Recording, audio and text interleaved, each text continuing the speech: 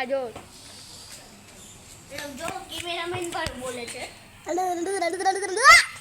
તો હું તમને આ વખતે હો ને દિવાળી આમ કચ્છમાં થાય મતલબ હું કચ્છમાં વિડીયો ઉતારી ત્યાં કોઈ આમ કેમેરામેન નહીં હોય મતલબ સોરી તો હું વિડીયો ઉતારી તો મળ્યા હું તમને રાતે ત્યારે છે ને ફટાકડા ફોડતા હોય ને એ દેખાડીશ તો મળ્યા નવા વ્લોગમાં